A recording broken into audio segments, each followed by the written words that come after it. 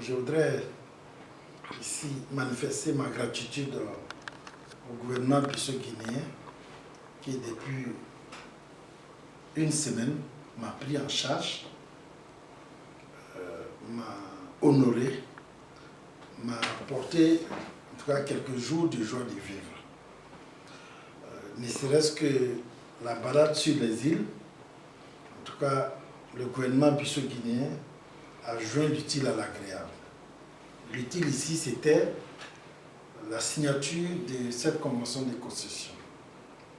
Donc, au-delà de la légitime fierté que je ressens d'être ici aujourd'hui, je me sens bissau-guinéen aussi. Je voudrais remercier le peuple bissau-guinéen, un peuple affable, aimable, accueillant, attachant. Et je voudrais remercier donc l'ensemble des autorités bissau-guinéennes qui, durant tous ces séjours, ont mis des hommes de grande valeur avec moi pour que mon séjour soit le séjour le plus attrayant. Je suis très content. La confiance que tout le peuple guinéen, bissau-guinéen, tout le gouvernement me manifeste aujourd'hui, je voudrais vous rassurer et vous dire,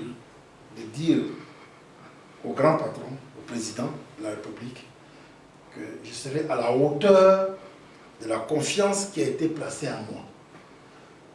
Je ne vais pas faire un discours trop long, je vais m'arrêter là, puisque je ne vais pas parler, je ne vais poser que des actes.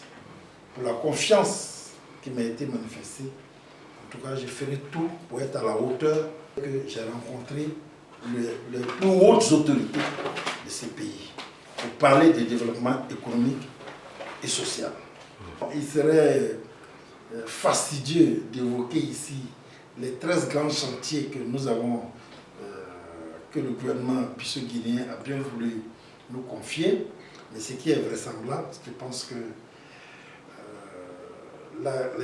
les projets tournent autour de la question de la maîtrise du tissu urbain et de tout ce qui peut améliorer les conditions de vie de la population bissau-guinéenne au plan économique et au plan social. C'est ce qui préoccupe le chef de l'État. Comment est-ce que la population bissau-guinéenne peut avoir une meilleure vie, une meilleure qualité de vie?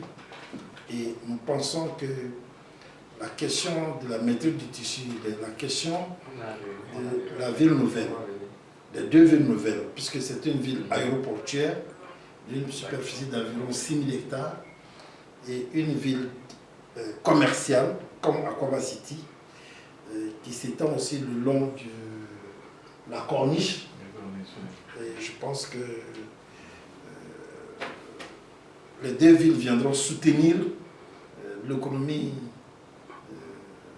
bissau-guinéenne, soutenir aussi la capitale bissau-guinéenne pour qu'elle puisse assumer ses fonctions économiques, ses fonctions politiques, ses fonctions administratives et ses fonctions commerciales. Donc c'est ce que je vais vous dire.